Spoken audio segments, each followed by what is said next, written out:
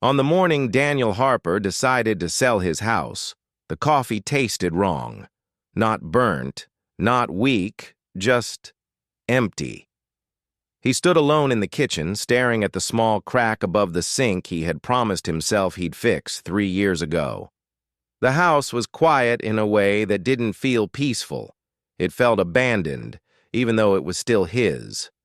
41 years old, divorced, no kids, a job in digital marketing that paid well and meant almost nothing.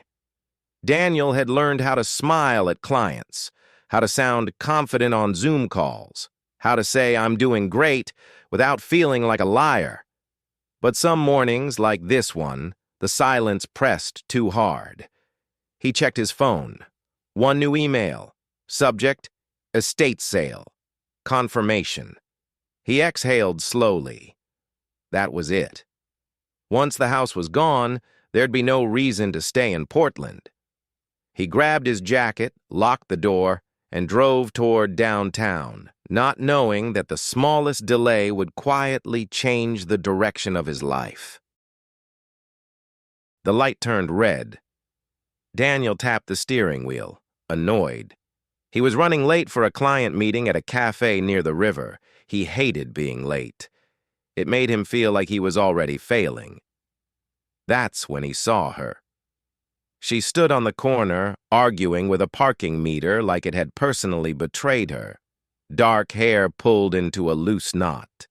One hand on her hip, the other jamming quarters into the slot. The meter blinked.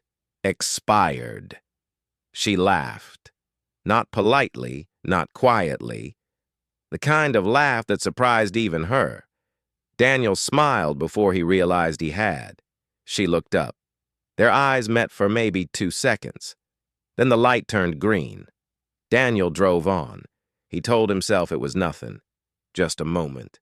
Just a stranger. But for the rest of the day, he couldn't remember a single word from the meeting. Only that laugh. 3 days later, Daniel walked into a used bookstore he'd passed 100 times and never entered. The place smelled like paper and dust and time. "Careful," a voice said. "That shelf bites." He turned. It was her. Same hair, same smile, different jacket. She held a stack of books against her chest, eyes bright with amusement. "Does it?" he asked. "Only if you rush it," she said. "Which people always do." He laughed. "I guess I'm guilty." They stood there, awkward but curious. "Emily," she said, extending a hand. "Daniel."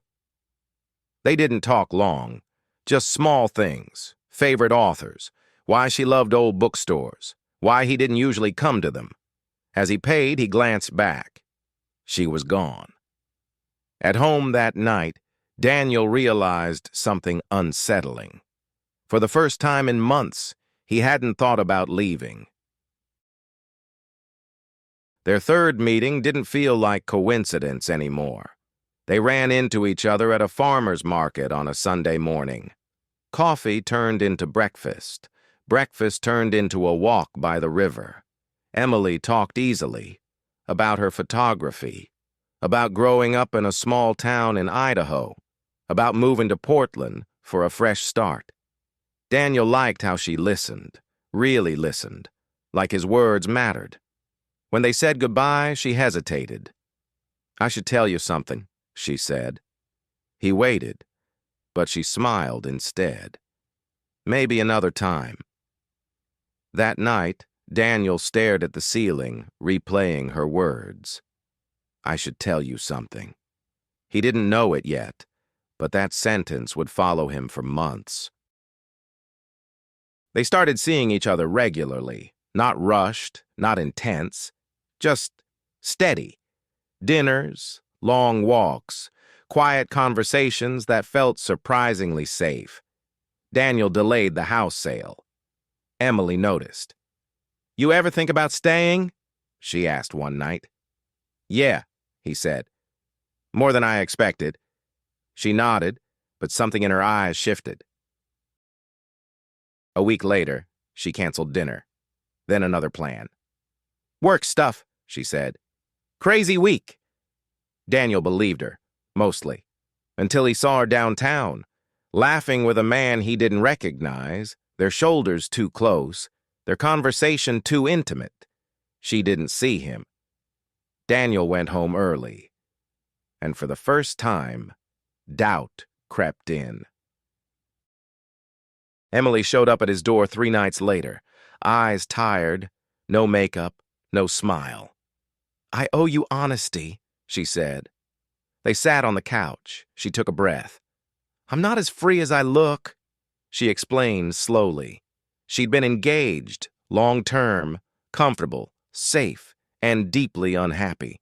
She hadn't cheated, not physically, but she hadn't fully ended it either.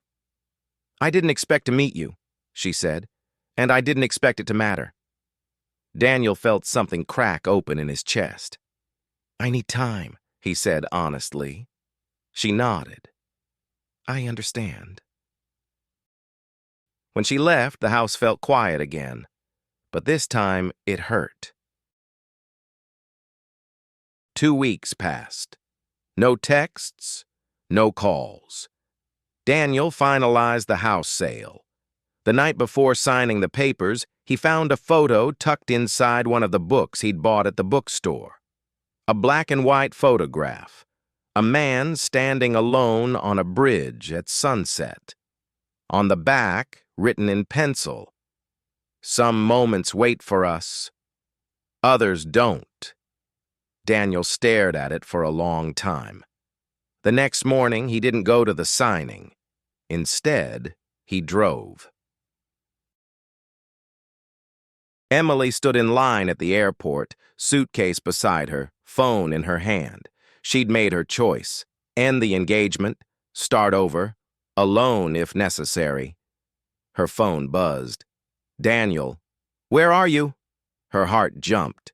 She turned around just as he reached the security entrance, slightly out of breath. I almost missed you, he said. She smiled through tears. Me too. They didn't kiss.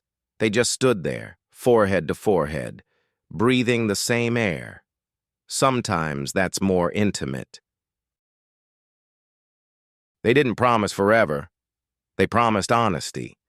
It wasn't perfect. Some days were messy. Some conversations were hard. But it was real. Months later, Daniel fixed the crack above the sink. Emily hung her photographs on the walls. The house felt full again. Not because it had been saved, but because they had chosen to stay. Some love stories begin with fireworks. Others begin with a red light, 5 minutes late, and a laugh you almost didn't notice. And sometimes, the life you thought you were leaving is the one that's been waiting for you all along.